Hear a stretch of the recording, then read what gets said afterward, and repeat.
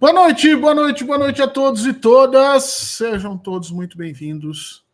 Sejam todas muito bem-vindas. 19 horas, o famoso 7 da noite, no nosso domingão, do dia 13 de abril. É uma semana antes de um enorme feriadão que vem por aí, né? Parece que a partir de quinta-feira, no Brasil, a gente já entra num merecido respiro da exploração capitalista, porque tem muita gente que chama de feriado. Eu gosto da gente contextualizar isso, né? Então, na realidade, é um respiro da exploração capitalista que nós vivemos. Muito obrigado, e parece que vamos assim até, né, na outra semana, na segunda, na terça também, acho que terça-feira que o pessoal volta, porque segunda também é feriado, dia 21, Tiradentes, enfim. Uma semaninha antes de um grande descanso, mas uma semana agitada, complicada, difícil em termos internos no Brasil e externos, obviamente, segue capturando a pauta internacional a figura disruptiva de Donald Trump.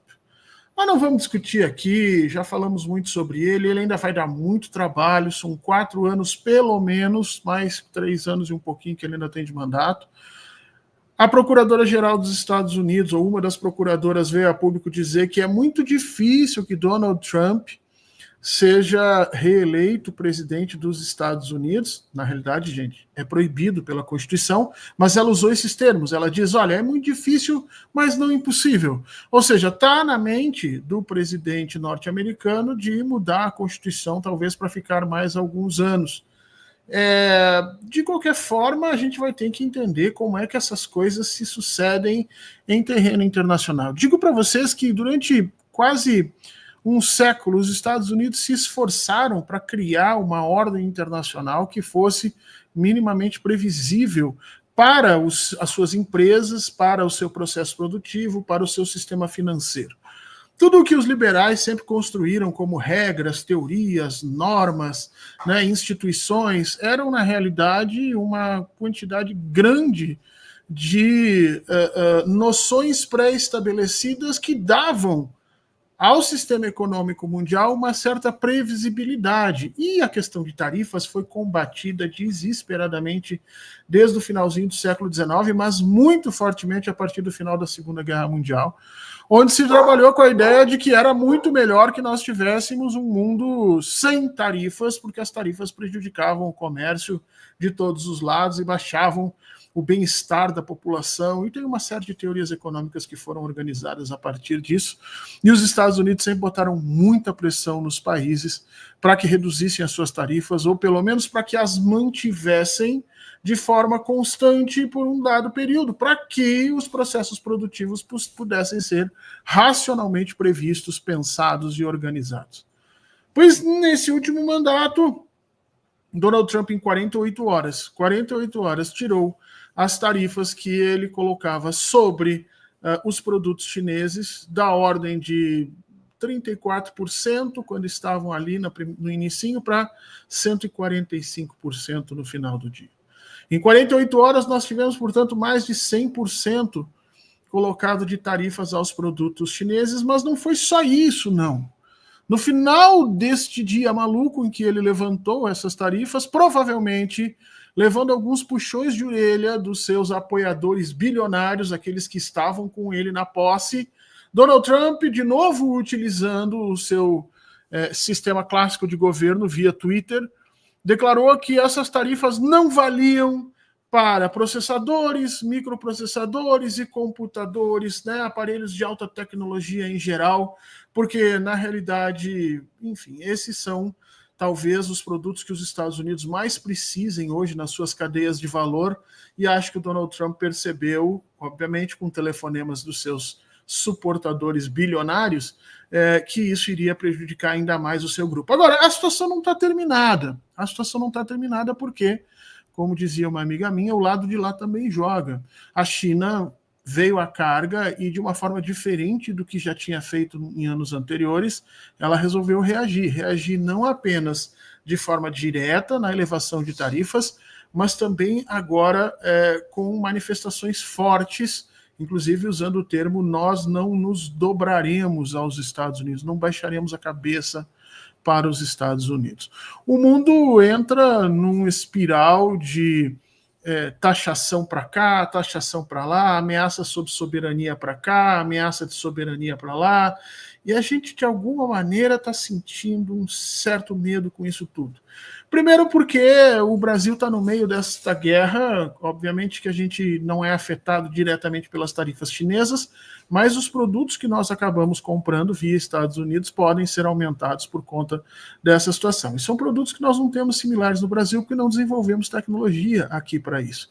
Então a situação pode ficar complicada. Além disso, nós poderíamos estar usando essa perspectiva de taxação e de guerra entre os dois lados para obter espaços na nossa indústria, mas eu não vi a gente se organizar nesse sentido.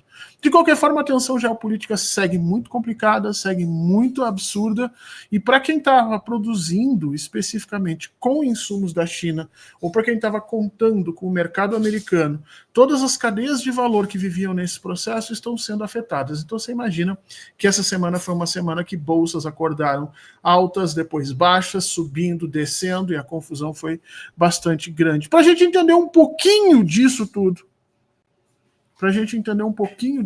o nosso convidado hoje é um especialista em China, tem livros sobre isso, viajou para lá, conhece bastante dessa situação, para nos trazer um pouquinho de luz nisso tudo. Antes de apresentar ele e trazer ele para vocês, deixa eu só comentar com vocês aquilo que é normal, né?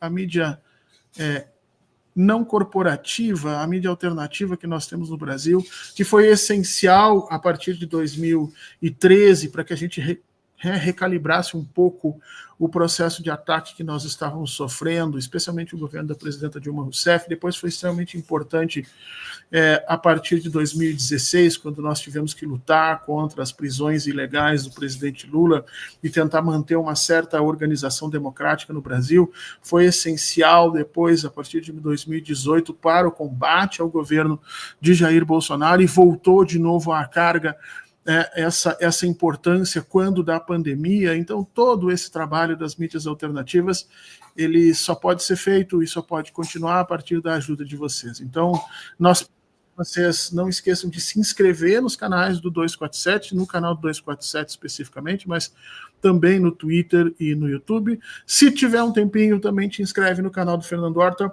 lá no YouTube, também no Twitter. E se você puder se tornar membro, a gente agradece também, que é uma segunda forma de você se relacionar com esses canais e que ajuda bastante na hora da previsibilidade, já que a gente está falando de previsibilidade aqui. Você se tornando membro ajuda isso na mídia alternativa. Quero agradecer demais aqui a Nina Salles, que se tornou membro hoje, Ricardo Pitanga também se tornando membro, família Arnaldo Lemos, olha que legal, a família toda se tornando membro aqui com a gente, Hugo Matheus dos Santos também se tornando membro. Muito obrigado a todos, e se você puder, dê uma olhadinha, faz muita diferença, além de você ficar ligado na programação do 247, de você ter acesso a uma série de recursos e conteúdos diferentes, você também vai ter a sensação clara e evidente de que você não só trabalhou pela democracia no Brasil, como também ajudou a manter uma comunicação democrática de forma decisiva. E não é pouco nos tempos de hoje, isso não é pouco. Deixa eu trazer para a conversa aqui conosco o meu querido amigo, o professor, doutor Diego Pautasso. Para quem não conhece, Diego gaúcho de 4 costados, você pode ver que ele já está ali com o chimarrão, é geógrafo e mestre e doutor em ciência política. Fez geografia e fez ciência política também. Depois fez mestrado, doutorado em ciência política e pós-doutorado em estudos internacionais. É professor do Colégio Militar, autor aí de Imperialismo, Ainda Faz Sentido a Era da Globalização, e também do livro China e Rússia no Pós-Guerra Fria, e coautor de China, a Nova Rota da Seda e Teoria de Relações Internacionais, Contribuições Marxistas, e de Domênico Lossurdo, crítico do nosso tempo. Um dia nós vamos ter que fazer, Diego, um programa aqui para a gente conversar sobre esse monte de livro que você tem escrito, que essas coisas são importantes a gente retomar. A gente tinha convidado também a Isis, que é esposa, companheira aí do Diego, mas a Isis, por um probleminha, não pôde participar, então deixo um beijo para ela, tá? Um abração para ela, que é outra pessoa também é especialista em China. E no final, a gente vai trazer aqui uma novidade aí que a Isis e o Diego estão preparando, convidar vocês para participar disso. Diego, meu caro, seja muito bem-vindo, muito obrigado por estar aqui com a gente nesse horário. E eu já te passo uma pergunta, aí tu usa o tempo como tu bem preferir. Há uma diferença nas ações do Donald Trump? Ninguém esperava nada de diferente. Está todo mundo esperando que ele acorde um belo dia e mande tirar as listas da bandeira americana, ou mande botar as estrelas na parte de baixo, porque ele é assim, ele é um megalômano que procura manter as atenções do mundo voltadas para si. Esse é um processo que a gente vai ter que discutir psicologicamente e tal. Mas na China há uma diferença nessa resposta. Me parece que a diferença foi muito clara. A China sempre foi muito pragmática e sempre teve um tempo de decantação das medidas para entender qual era o espaço, e dessa vez me parece que o Xi Jinping ou estava preparado, que eu também não vou tirar isso dali, e aí reagiu ao contento, ou realmente cansou das brincadeiras do Donald Trump e reagiu na base, né, do soco, literalmente. Subiu as tarifas e parece que agora também já veio com uma política mais agressiva com os seus parceiros no mundo inteiro, incluindo aí novas formas de comércio em moeda chinesa, com pagamentos mais rápidos, com prestações, e tudo isso reorganiza essa balança geopolítica. Mas eu queria te ouvir isso. Por que dessa vez a China agiu diferente? Por que ela levantou o tom nesse processo? Diego, seja muito bem-vindo. Muito obrigado, Fernando, pelo convite. É uma satisfação estar aqui contigo, com os ouvintes, telespectadores do 247 do teu programa. E a pergunta, obviamente, é muito boa e muito pertinente. Vamos contextualizar alguns elementos que me parecem importantes. Primeiro, a China me parece que estava mais calejada. Por quê? Porque desde 2017, quando inicia o governo Trump 1, já há uma guerra comercial desencadeada especificamente contra a China, ao qual se seguiu no governo Biden na forma da batalha dos semicondutores, na guerra do chip, e agora se aprofunda. Então a China, digamos assim, a retórica do Trump, mesmo no contexto da eleição, já era bastante anti-chinesa.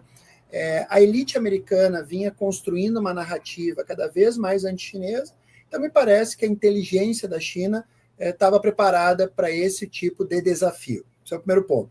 O segundo ponto fundamental é que a correlação de forças vem se alterando. A China dos anos 90 era um país de camponeses pobres, que de fato exportava algumas bugigangas. A China dos anos 2010 já era um país com uma capacidade militar tecnológica muito superior, mas a China da nova Rota da Seda, a China da atualidade, a China do caça de quinta geração, a China da inteligência artificial, do DeepSeek, a China que lidera diversos segmentos da fronteira tecnológica, é um país com uma capacidade de responder, uma capacidade de resiliência muito maior.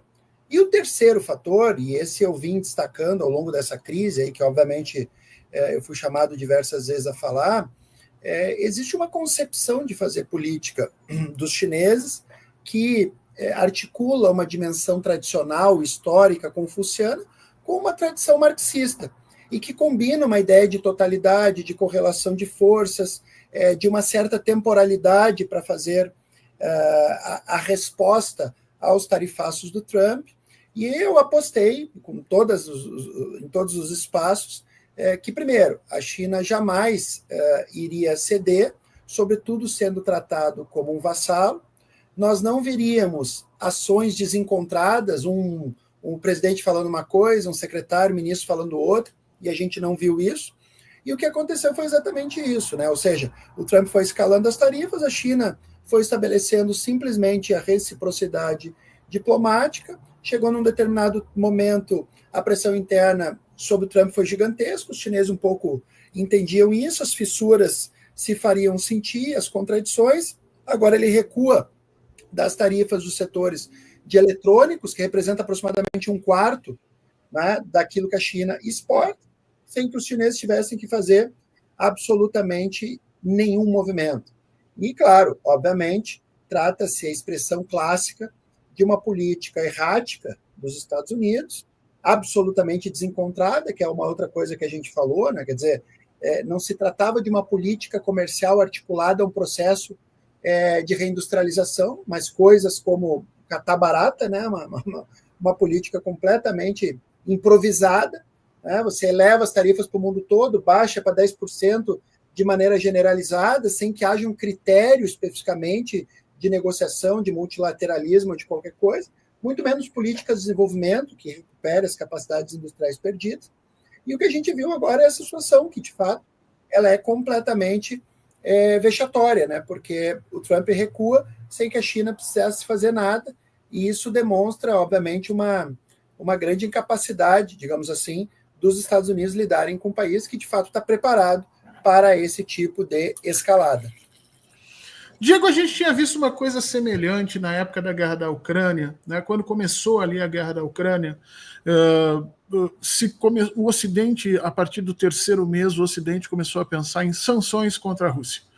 E aí eu vi vários economistas proeminentes, sabe aqueles caras chamados em Harvard, Yale, Stanford, não sei o que, aquela gente que, né?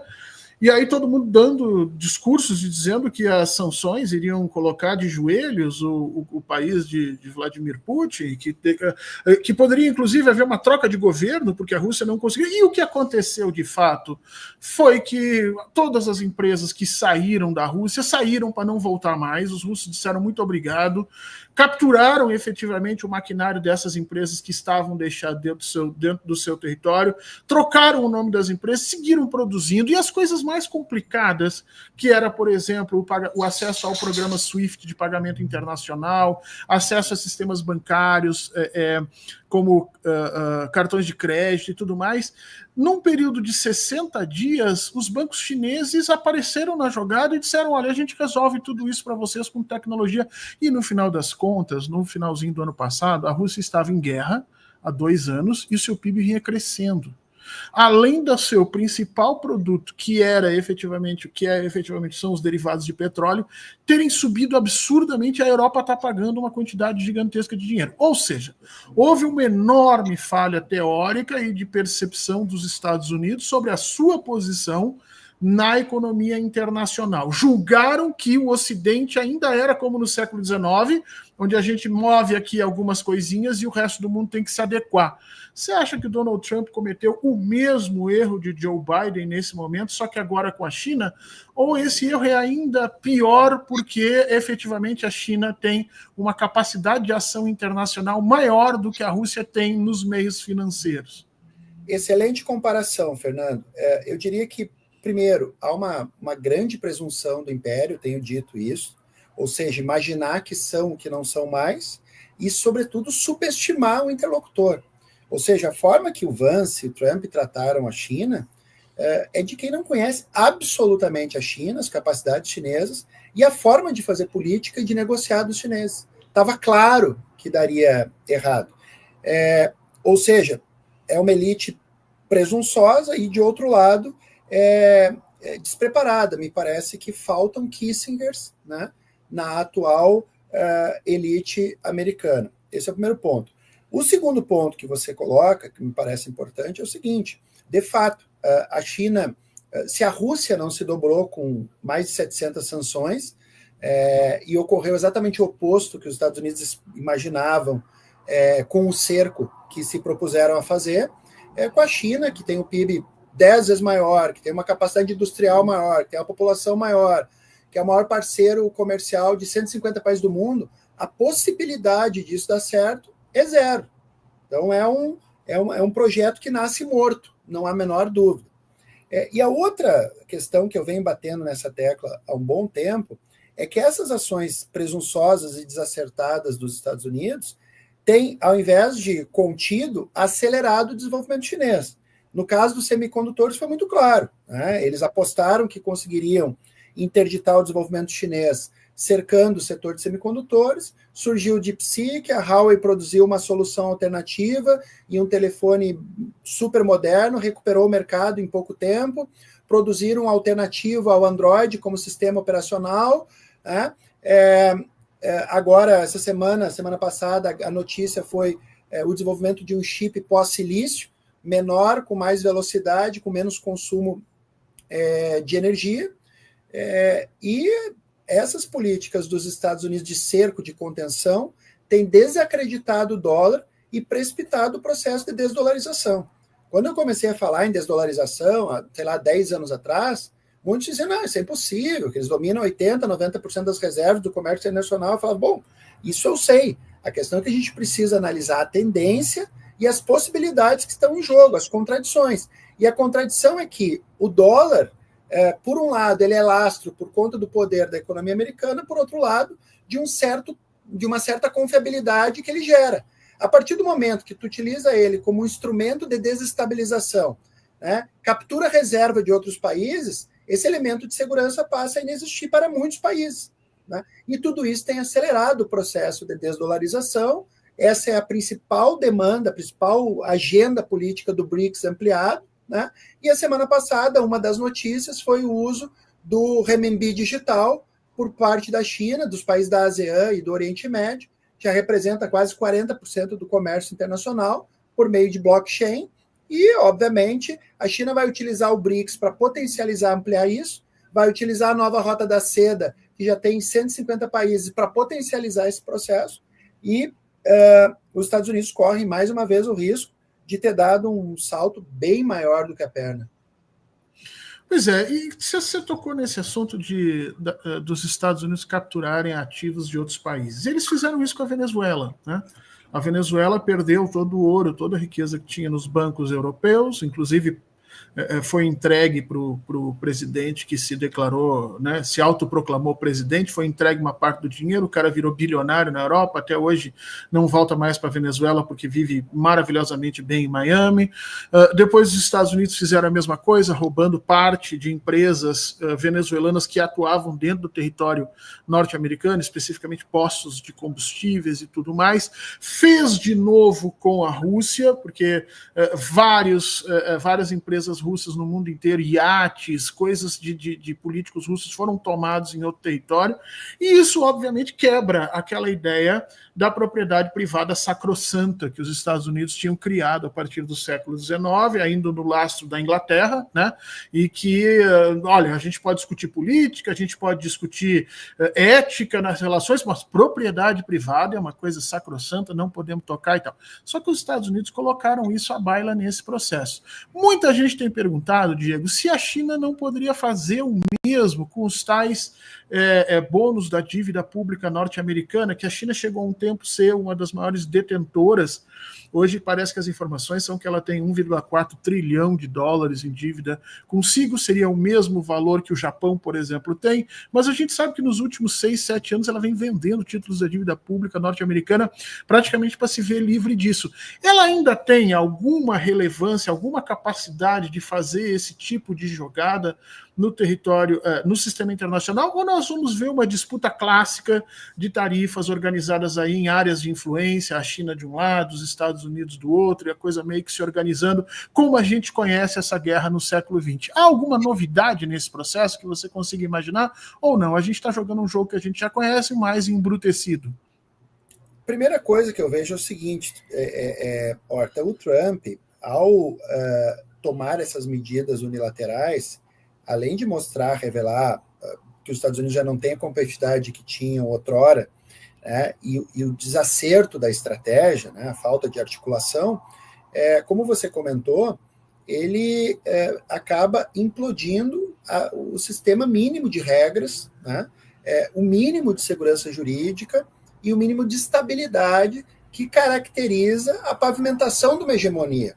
Porque a hegemonia se caracteriza por uma supremacia econômica, militar, tecnológica, um hard power, mas por um conjunto de elementos de consentimento e de regras que ordenam minimamente o sistema internacional. Então, o Trump tem implodido isso como nunca na história recente dos Estados Unidos. Esse é um ponto.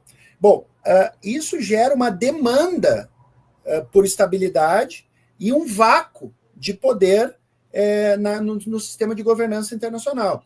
É bom lembrar que quando Trump, no seu primeiro governo, nessa mesma estratégia, resolveu se retirar da Organização Mundial de Saúde em meio à pandemia, na prática o que ele fez foi demonstrar a incapacidade de exercício da hegemonia e deixar um grande vácuo para que a China exercesse a tal da diplomacia da vacina, sobretudo na África, na periferia do sistema, fornecendo vacinas, EPIs e assim por diante. Na atualidade, ao se retirar do Acordo de Paris, ao implodir o multilateralismo na Organização Mundial do Comércio, ao ameaçar se retirar da OTAN. Os Estados Unidos estão dando prova de que não têm a mesma ambição, pelo menos sob o governo Trump, de exercer o multilateralismo e a governança.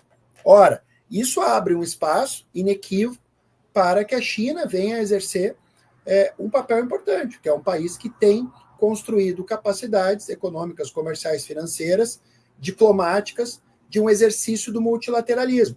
E vem fazendo tanto nas organizações tradicionais, como a Organização Mundial da Saúde, né, mas também criando organizações alternativas. O BRICS+, né, a nova Rota da Seda, a parceria regional abrangente no sudeste da Ásia, a Organização para a Cooperação de Xangai, a Organização de Cooperação de Xangai, e assim por diante. Então, junto com a África, o Fórum de Cooperação China e África. Ou seja, a China tem criado e participado de diversos arranjos políticos, econômicos e diplomáticos para prover um mínimo de estabilidade de governança e de multilateralismo diante, digamos assim, da incapacidade dos Estados Unidos de estabilizar o sistema. E eu acho que, nesse sentido, e é por isso que a capa da Economist brincou com a ideia de Make China Great Again, me parece que os Estados Unidos estão abrindo uma grande possibilidade para a transição do sistema internacional. Agora, qual vai ser a nova configuração? Se terão zonas monetárias de influência? De que maneira os países dos BRICS e do Sul Global vão se engajar nessas alternativas que estão emergindo?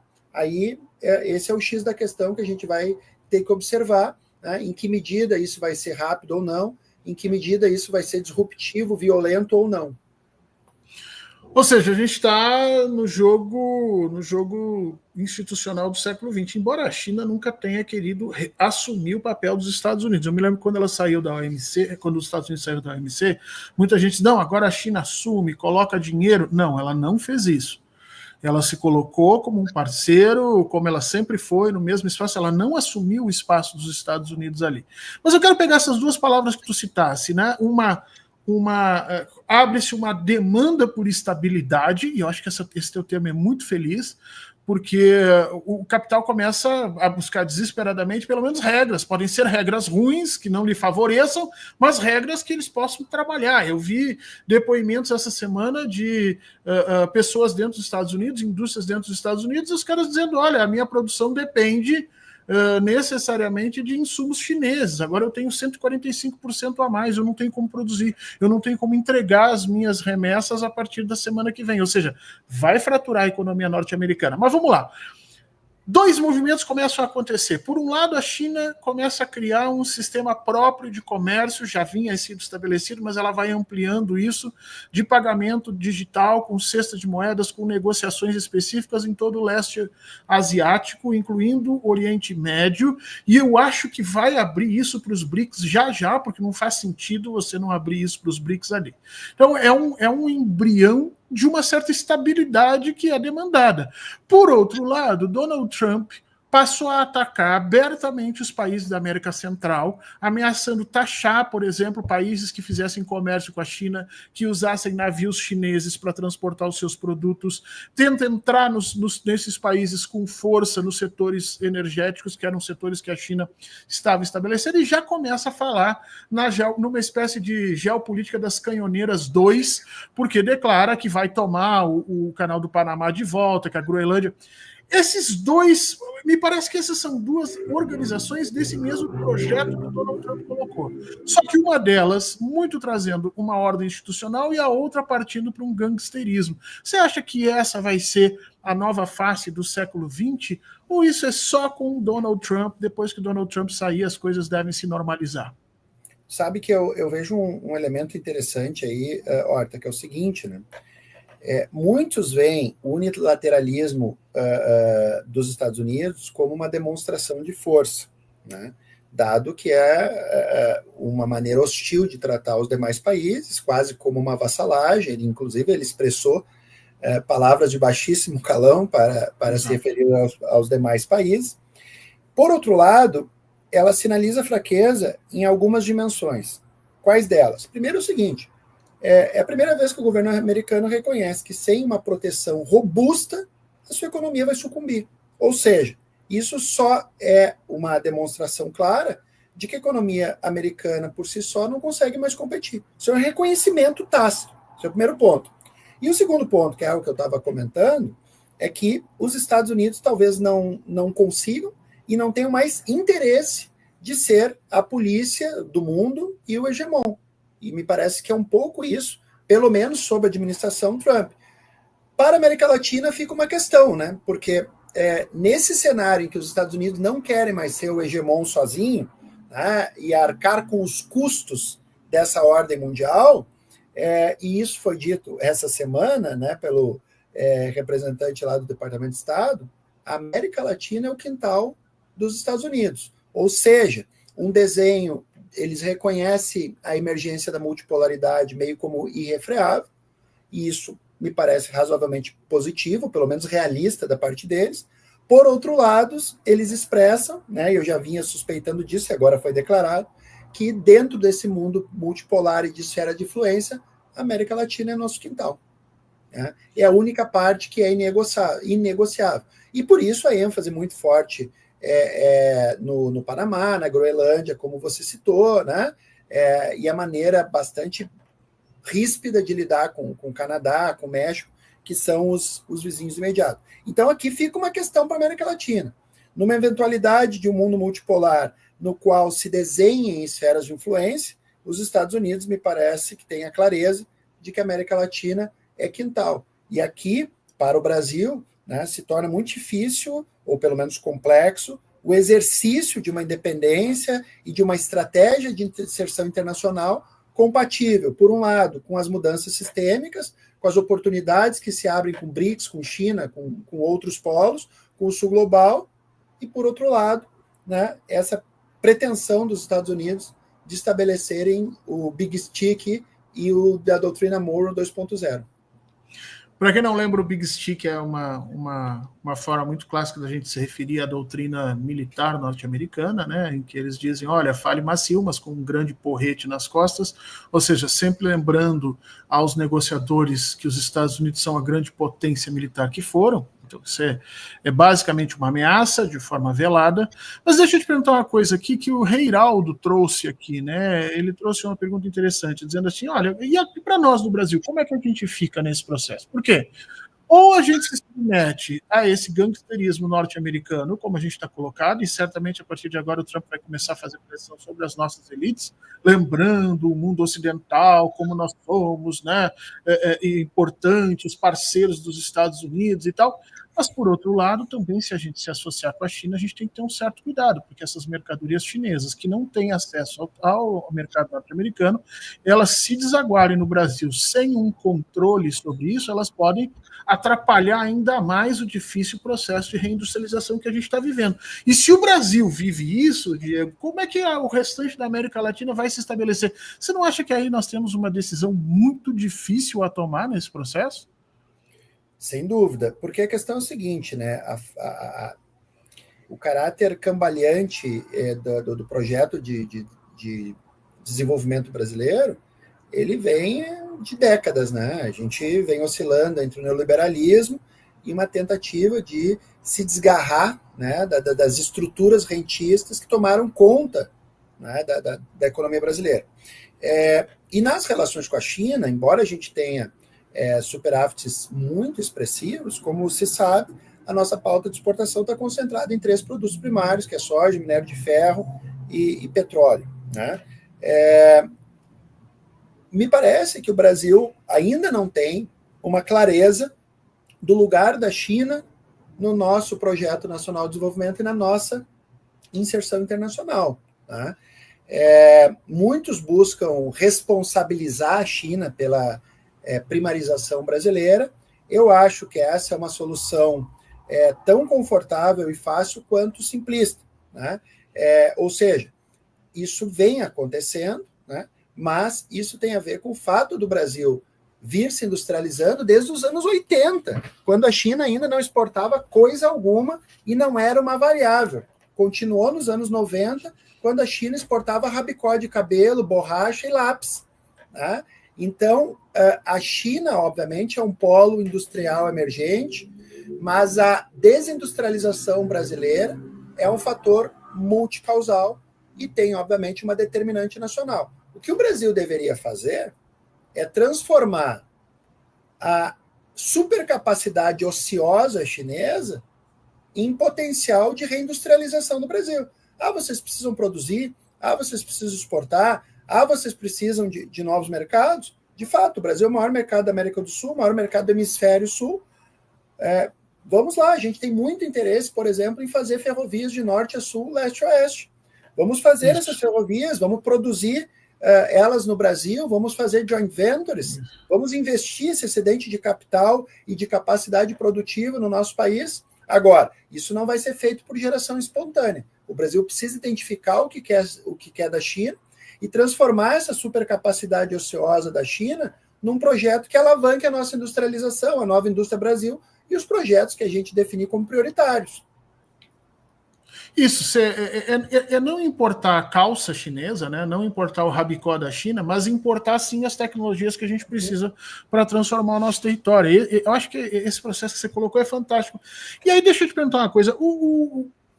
Ali entre 39 e 45, quando se dá a Segunda Guerra Mundial, o Vargas opera um milagre no Brasil a partir exatamente da percepção aguda que ele teve de uma transformação geopolítica que estava acontecendo, e ele vai tirar benefícios dos dois lados, do lado alemão e do lado americano. Ambos trouxeram investimentos para o Brasil, porque ele sabia que o que ele queria era a industrialização, e para isso precisava de metalurgia. Siderurgia vem depois, mas metalurgia naquele momento a gente não produzia um prego, né?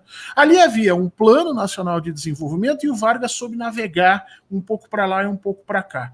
Não era a hora da gente fazer isso no Brasil? Te pergunto, Diego, essa quantidade brutal de produtos que não vão mais chegar nos Estados Unidos, porque agora tem 145% de imposto vindo da China, não poderia trazer para o Brasil uma demanda maior? Quer dizer, produtos têxteis brasileiros entrar, isso não era o momento do nosso ministério já estar verificando essas possibilidades, acionando as empresas? E a mesma coisa, esses produtos que eram vendidos para os Estados Unidos e que agora não vão mais ser vendidos, não era hora da gente estar ligando para o Xi Jinping dizendo: Xi, vem cá, o que tem aí? Né? Tipo quem está, né, no comércio a retalho. Claro que isso, como você bem lembrou, com um plano nacional de desenvolvimento. Mas a gente não podia extrair mais valor dessa transição que a gente está vivendo do que a gente está realmente extraindo? Porque veja, né, o Brasil é uma grande economia, além de ser um mercado por si só muito importante, é a principal plataforma de toda a América do Sul, que por sua vez dá mais importância ao Brasil.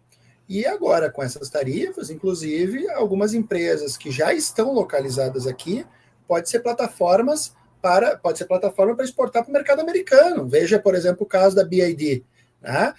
Se da China para os Estados Unidos tem 145%, do Brasil para os Estados Unidos, além da distância menor, tem 10%. Entendeu? Então, é esse desenho geoeconômico que a gente precisa analisar e, a partir daí, extrair as eventuais parcerias, as eventuais integrações do tecido produtivo para que a gente se beneficie desse cenário de transição. E a questão que você trouxe do Vargas é muito importante, porque o que o Vargas fez? Primeiro, ele identificou uma mudança de polos de poder, ou seja, os Estados Unidos era potência ascendente, a Inglaterra era potência declinante. Os Estados Unidos, portanto, nesse sentido, tinha maior potencial e capacidade de nos ofertar coisas naquele contexto. A Argentina ficou agarrada na Inglaterra e até hoje paga um pouco o preço daquele erro de análise de conjuntura internacional. A outra coisa que o Vargas fez foi identificar a fronteira tecnológica. A fronteira tecnológica daquele momento era o aço, era o que decorria do aço, depois setor petroquímico, e ele avançou no setor, nesses setores que eram a base da segunda revolução industrial. Hoje a fronteira tecnológica é a inteligência artificial, são as tecnologias digitais, são semicondutores. É aí que o Brasil precisa criar, né, parcerias, joint ventures, cooperação, para poder, né, avançar nas fronteiras tecnológicas do século XXI, que a gente tem um gap gigantesco. Na semana passada, o Vietnã, aquele país que foi encharcado com agente laranja a partir dos anos 70, com uma série de agentes químicos que até hoje, se você quiser, você tecla lá no YouTube e coloca lá crianças, né, deformadas, Vietnã, você vai ver o tamanho das instituições que cuidam de crianças que nasceram com problemas em função dos ataques químicos que os Estados Unidos fizeram durante a Guerra do Vietnã. Esse país, que durante muito tempo, para nós aqui no Brasil, parecia só um espaço de selva, rios e coisas estranhas, na semana passada declarou que está criando a sua primeira fábrica de semicondutores de até 5 nanômetros. Não está ainda na fronteira, a fronteira hoje já está nos 2 nanômetros, mas está muito perto. Aqui no Brasil nós estamos na ordem dos 30, 40, 50 nanômetros ainda. O Vietnã está fazendo esse tipo de coisa. É claro que ali tem o dedo chinês, é claro que ali tem um interesse de desenvolvimento, mas tem uma vontade de fazer. O que impede no Brasil que a gente consiga estabelecer isso? É só o gap tecnológico, Diego? É só nós termos um enorme distanciamento ou algumas engrenagens econômicas, financeiras e muitas vezes diplomáticas também pesam para que a gente não consiga esse desenvolvimento hoje no Brasil? Falta, inclusive, engrenagens políticas, né, Fernando? Porque, veja, no governo Temer, o esforço de construir a nossa primeira empresa de semicondutores foi o CEITEC, foi fechada, ou quase fechada, voluntariamente. Sem competição, sem nada, sem pressão externa, por puro desejo de voltar a uma condição de grande fazenda.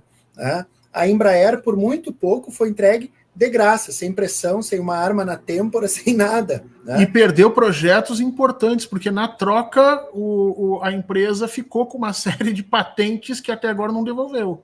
Exatamente. E a gente vê a importância, né? Meia dúzia de aviões da Embraer representa, em termos de valor, muito mais do que toneladas e toneladas de soja.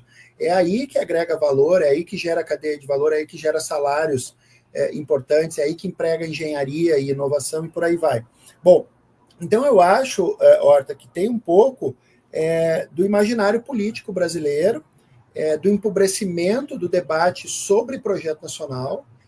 Não é muito difícil de ver que os grandes temas nacionais, de uma maneira geral, não são discutidos, né? Você não encontra publicações, por exemplo, sobre ferrovias, sobre infraestrutura, você não encontra discussões sobre o Sistema Nacional de Inovação, você não encontra grandes discussões sobre energia, sobre matriz energética, né? São temas estruturantes de uma economia nacional. Né? E isso está bastante esvaziado, inclusive no campo progressista. Então, eu acho que isso é um pouco sintoma desse momento histórico que a gente vive. Como consequência, obviamente, fica difícil de interpelar os chineses naquilo que importa. Por exemplo, né? Já que a BYD vai fazer, a BYD tem no Brasil o seu segundo maior mercado, só perde para a China. Né? Ou seja, a gente tem condição de bater na mesa e dizer o que a gente espera da empresa para além de uma fábrica ou de uma montadora. Né? Bom, olha só, já que vocês vão fazer uma fábrica aqui, que vocês estão vendendo muito, que o nosso mercado é muito importante, a gente quer que os semicondutores que são embarcados nesses carros, que são centenas de semicondutores num automóvel, sejam produzidos no Brasil. Ou vocês põem a fábrica de semicondutores aqui, pode ser uma joint venture com a CEITEC, que já ajuda a gente a alavancar e avançar para fronteiras de nanômetros menores. Enfim, agora vamos discutir isso aí. Me parece que esse tipo de discussão, né, não é feito, obviamente, pela sociedade, pela esfera pública. Mas a China aceitaria isso, Diego? Porque a informação que eu tenho é que a China nem sequer fazer, por exemplo, cooperação para a produção de placas de captação de energia solar quis fazer, que o início do governo Lula, o governo Lula propôs uma série de coisas que estavam ali embrionárias e a China recuou. A China estaria disposta a isso pelo seu conhecimento? Claro que você não pode dar uma afirmação aqui, porque primeiro você não tem essa... Mas pelo teu conhecimento, a China China estaria disposta a esse tipo de coisa? Olha, o que a gente tem, Horta? Claro, eu já ouvi relato de que a negociação é sempre dura, ninguém quer abrir mão da sua galinha de ovos de ouro gratuitamente. Ponto 1. Né? Já ouvi esse tipo de relato. Por outro lado, a gente tem, né, diversos outros casos em meio a Belt and Road, nos quais os países conseguiram estabelecer planos de cooperação muito robustos. Por exemplo, o Irã, por exemplo, a Etiópia, por exemplo, o Laos, e uma série de países, por exemplo, o Paquistão. Né? Se você olhar o corredor China e Paquistão, os projetos que tem lá de infraestrutura, de energia, né, de transporte, de porto, de escolas, de hospitais, é um negócio de uma sofisticação, de uma complexidade muito grande. Eu não consigo imaginar que o Paquistão tenha uma capacidade de barganha, de negociação, embora, obviamente, o país tenha uma importância estratégica para a China, que o Brasil não consiga ter. Esse é o meu ponto. Claro que eu não domino as instâncias internas dos processos negociatórios, mas esses elementos, digamos assim, já históricos, né, são muito importantes. Olha ali, esse aí é um amigo comum nosso. Exatamente, eu nem ia comentar, porque a gente, né, o pessoal publica, eles acham que a gente está se. Um abraço para o Castilho, aí. Abraço para todos, e também para o Castilho. Deixa eu te perguntar uma coisa. No final dos anos 80, e agora eu vou entrar num assunto que. Final dos anos 80, nós tínhamos uma indústria de microeletrônicos sadia e crescente. Essa indústria tomou uma porrada do governo Reagan. Em determinado momento, o governo Reagan disse: as patentes e não sei o que, pirataria, pressionou. O governo brasileiro resolveu resistir, mas no final das contas, o governo Reagan acionou a outra parte, né, da sociedade brasileira que nos atrapalha muito, que é o agronegócio. E aí ameaçou que se o Brasil não aceitasse, né, romper com todo o processo de proteção à nossa indústria de microeletrônica, eles iam fazer embargos ao suco de laranja, ao aço e aos 3, 4 produtos que a gente vendia naquele momento. Ou seja, o agronegócio veio para cima do governo e desmontou a nossa indústria de microeletrônicas, foi isso que aconteceu lá. Agora, nesse momento, olha só que interessante, o agronegócio nos Estados Unidos está querendo a cabeça de Donald Trump, porque os caras estão quebrando. E o agronegócio no Brasil está sendo utilizado pelos Estados Unidos para não deixar a China entrar, apesar do agronegócio brasileiro depender quase que totalmente da China. Como é que a gente trabalha essa loucura de um agroprodutor, esses grandes produtores brasileiros que financiam um golpe no Brasil e dizem nossa bandeira não será vermelha, mas que dependem necessariamente da venda para o mercado chinês, e nesse momento, ao elegerem as bancadas, são os caras que seguram exatamente esses projetos com medo de uma entrada da China no Brasil. Como é que a gente trabalha todo esse problema dessa questão do atraso de vida que é o agronegócio dentro do Brasil? Sabe, Horta, aí há contradições em camadas, né? Uma delas é que, paradoxalmente, como você disse, embora o bolso do agronegócio esteja em Xangai, a cabeça está em Miami. Essa é uma dissonância, e essa dissonância ela tem raízes históricas. Né? Lá nos anos 30, o setor agroexportador defendia as vantagens comparativas, né? E, obviamente, era contrário ao processo de industrialização. Né? Em alguma medida, essa dinâmica ela se replica, embora me pareça que o elemento hoje contrário ao projeto nacional, à soberania nacional fundamental, seja o setor rentista, né? No qual, muitas vezes, politicamente, boa parte do agro se associa. Porque o agro, na verdade, ele navega numa contradição, né? De ser um associado mental dos Estados Unidos, do rentismo, por outro lado, ter vínculos com setores produtivos que são imperativos para o seu processo de produção, que é o processo de maquinário, que é o processo de fertilizante, que é o processo de insumos, o próprio processo de beneficiamento de parte dele, né? Porque as coisas quase nunca vão plenamente brutas. Então, essa é a contradição que torna muito difícil, mas veja o paradoxo do governo Bolsonaro, sempre que os seus interlocutores destilavam um certo ódio anti-chinês, ali, sobretudo Ernesto Araújo e o Eduardo Bolsonaro, era justamente a bancada do agronegócio, né, que fazia uma pressão junto à ministra Tereza, né, para conter esses ímpetos mais irracionais, justamente em função dessa questão que você colocou, qual seja, hoje em dia, o grande comprador do agronegócio brasileiro é o mercado chinês. Pois é. Eu vou te fazer uma pergunta aqui, saia justa, que eu fiz para uma querida amiga, a professora Mariana Calil, que é professora da Escola Superior de Guerra há um tempo atrás. Donald Trump declarou agora abertamente que precisa da Groenlândia para questões de segurança internacional. Declarou que precisa do Canal do Panamá e que eles deram o Canal do Panamá para os panamenhos, mas que agora eles vão tomar de volta porque agora a coisa mudou, ele precisa de segurança. Falou que o Canadá também nunca foi um país, usou esse termo. O Canadá nunca foi um país, sempre precisou de um governo forte, portanto, ele também estava pensando em tomar... Você acha que os Estados Unidos e Donald Trump estão se preparando ativamente para um confronto bélico de proporções gigantescas nesse processo? Porque me parece que ele está mapeando determinados territórios, e se a gente lembrar da geopolítica do século XIX, quando ele se falava da grande massa Eurásia contra, né, a guerra contra as ilhas, me parece que ele está seguindo um plano muito claro nessa situação. E se ele está seguindo isso, o Brasil não corre risco com o nosso pré-sal, porque, cara, tá ali. E o petróleo é a essência do poder militar norte-americano. Sem petróleo, aquela máquina não funciona. Não te parece que tem um ar de guerra muito claro aí atrás? Eu perguntei isso para a Mariana e a Mariana disse assim, não, Fernando, o Trump é um negociador, é claro, né, ela não vai, mas não te parece que tá estranho esses argumentos tão rápidos e tão violentos assim, querendo porções de terras específicas nisso?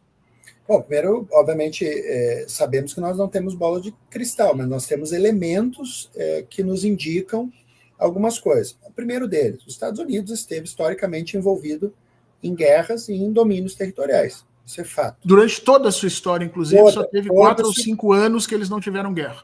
Toda a sua história. Isso é um fato, né? Então, supor que os Estados Unidos não ameaçariam é uma suposição sem nenhuma base material. Sem nenhuma base histórica. Sem nenhuma base histórica. Aí sim é um chute, é uma aposta que não faz muito sentido do ponto de vista probabilístico. A segunda questão é essa: se a gente de fato reconhecer que os Estados Unidos vão priorizar o seu espaço de influência fundamental, que é a América do Sul, diante de um mundo multipolar do qual eles não têm mais condição e nem interesse de sustentar o ordenamento, ora, vai recair, vai sobrecarregar o peso, o interesse sobre a América. Isso também não há a menor dúvida, né? Considerando que os Estados Unidos já fizeram o Canal do Panamá, já administraram o Canal do Panamá, supor que eles não tenham interesse de retomar, mais uma vez, é uma suposição que não tem grande base material. A probabilidade maior é de que eles retomem o Canal do Panamá, né? E como a gente sabe, tanto Dinamarca ou mesmo Panamá, a capacidade de oferecer resistência ou de algum outro país interceder a seu favor é mínima, né? Porque vamos pensar com a cabeça americana. Tá, e se a gente fincar a pata na Groenlândia, o que vai acontecer? Nada, né? A OTAN vai nos invadir? Quem vai invadir? São os britânicos? A Dinamarca? O interessante é que você falou, a OTAN poderia, porque qualquer país que invadir um país aciona o tratado da OTAN. Mas quem controla a OTAN? É exatamente os Estados Unidos, né? Não me parece que a Europa tenha disposição de sair em defesa da Dinamarca. Da Dinamarca. Assim, as condições para que eles eventualmente finquem pé no seu entorno me parece muito plausível, né? Mas como eu disse, não tem bola de cristal, nós estamos construindo cenários, né? Mas eu não colocaria meu dedo no fogo, não colocaria nem a pontinha dele. Era a hora da gente estar se preparando um pouquinho melhor, inclusive fazendo uma separação, né, Diego, das nossas Forças Armadas para as Forças Armadas americanas de uma forma meio rápida, tá? Porque nos últimos anos a gente tem feito algumas mudanças nas nossas Forças Armadas que são totalmente dependentes dos Estados Unidos, totalmente dependentes de tecnologia de lá, inclusive com treinamentos, manutenções e uma série de coisas que hoje eu ficaria de cabelo em pé. Se eu fosse um militar da ativa nacionalista no Brasil, hoje eu estaria pedindo que a gente entrasse em contato mais com a Europa, mais com, sabe, do que com os Estados Unidos, porque eu acho que a situação está ficando bem complicadinha. Diego, meu caro, a gente está indo para o final aqui, a gente ainda tem um tempinho, mas eu queria que tu me falasse sobre isso aqui, que eu vou compartilhar agora com as pessoas, para a gente assistir. O que é isso aqui que eu achei aqui, Diego? Está ali dizendo: China desvendando o sistema político e suas instituições, a sua foto, a foto da querida Isis. Explica para a gente um pouquinho o que é isso aqui. Fernando, eu tenho, como você sabe, né, eu estou faz um pouco mais de 20 anos trabalhando, pesquisando, publicando sobre China, né, e ao longo desse período, felizmente, aumentou muito o interesse e a procura por entender, né, o que era aquele país que até os anos 90 era formado por camponeses pobres e do dia para a noite é epicentro de inovação, de grandes construções, de uma mudança muito rápida, né? Mas, ao mesmo tempo, ao longo desse período, proliferou muito a produção de conteúdo sobre economia, sobre o desenvolvimento econômico chinês, é claro, e sobre a inserção da China no mundo, sobre a dimensão da geopolítica, das relações internacionais. E a área menos coberta é justamente a área das instituições, né? A área da política, a área do processo decisório, da organização dos trabalhadores, da participação popular, né? Da administração pública, das instâncias administrativas, etc, etc. E o que eu costumo dizer muitas vezes é que não é possível imaginar que a China sai daquela situação de um país pobre para um país rico como fruto do acaso. Entendemos que não. Entendemos que não foi fruto do livre mercado também. E também devemos entender, embora alguns pensem o contrário, que também não foi fruto de ideias iluminadas de 2, 3 dirigentes do Birô Político do Partido Comunista Chinês, né? As coisas são muito mais complexas, o processo de tomada de decisão é muito mais complexo, e existem instituições que vêm, digamos assim, embalando, organizando, regulando, projetando, planejando as políticas da China. E aí, nesse intuito, eu e a Isis resolvemos organizar um curso de 4 aulas, que será ao vivo, e que ficará gravado por mais um ano, mais um fórum de debates permanente, né, enquanto o curso estiver ocorrendo e um pouco depois, para fornecer subsídios para as pessoas entenderem um pouquinho, desde a história da formação do Estado chinês, sua tradição político-filosófica, a forma de pensar. Inclusive, eu trouxe alguns desses elementos para entender, por exemplo, o tarifácio, né, qual é a forma de fazer política e de lidar com os conflitos dos chineses. E foi um pouco o que a gente viu nessa batalha, nessa queda de braço entre o Trump e o Xi Jinping, e vir, obviamente, até as questões mais contemporâneas, incluindo a governança digital, as novas tecnologias aplicadas às políticas públicas, Big Data, inteligência artificial, governo digital, e por aí vai. Enfim, e aí, claro, te agradeço a oportunidade. São 4 aulas, Diego. 4 aulas. São 4 aulas. Aí tem o programa. Está aqui cada uma delas: política chinesa, tradição e revolução, Partido Comunista Chinês, estrutura e funcionamento. Aqui a gente tem estrutura administrativa do Estado chinês, ou seja, esse curso serve para quem quiser conhecer um pouco da China, né? Eu quero entender como para quem está numa graduação de História, de Ciência Política, de Economia, de Geografia, para entender como é que é o processo decisório, né? De que forma eles vão agir nisso. Serve para quem já está há algum tempo aí na pesquisa, para comparar um pouco as opiniões que tem com os que vocês trouxeram de lá. Aliás, essa foto tua e da Isis aqui lá, vocês estavam galantões ali, né? Pois sempre chinelo, bermuda na China tu não usou, né? Chinelo, bermuda. Como diz aqui no Sul, sempre chinelão, né? De vez em quando tem que vestir para fazer tu exame, vês, né? Pois o pessoal bonitaço aqui em Porto Alegre, tu vai lá na Redenção, tomar chimarrão de chinelo de dedo e camisa do Grêmio.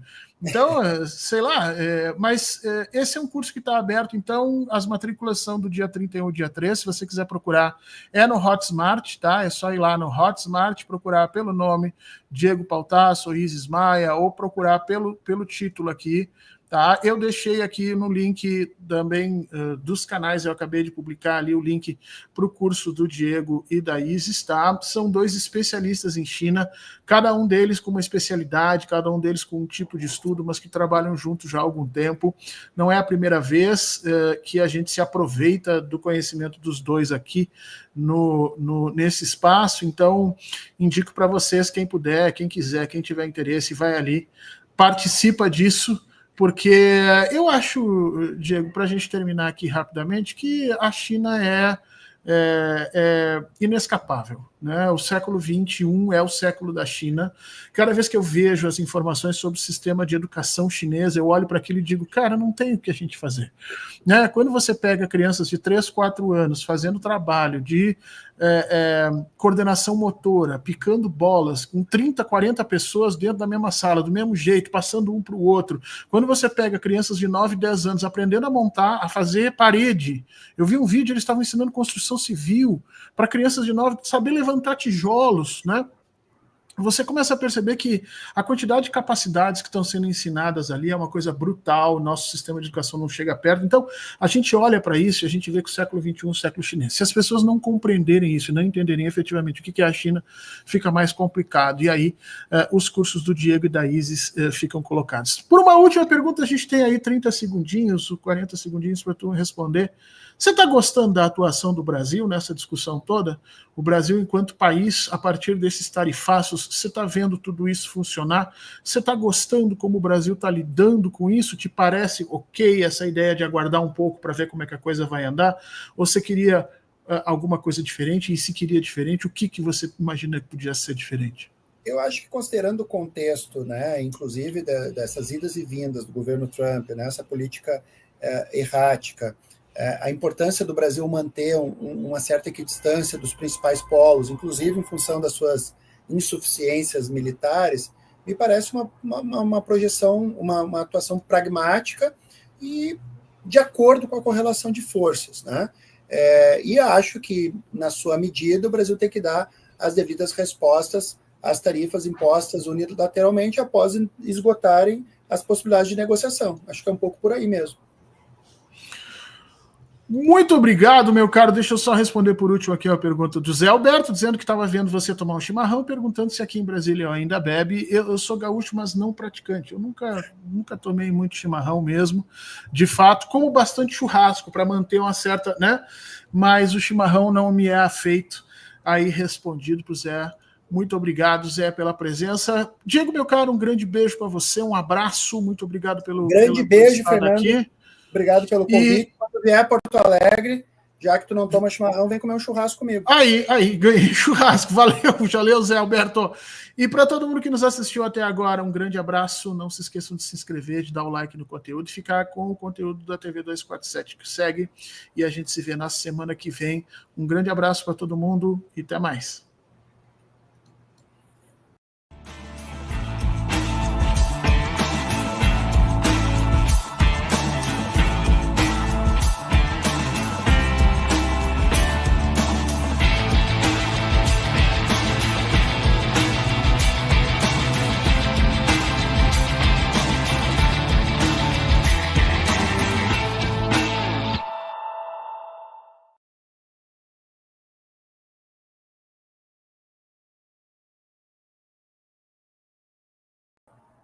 Pô, meu caro,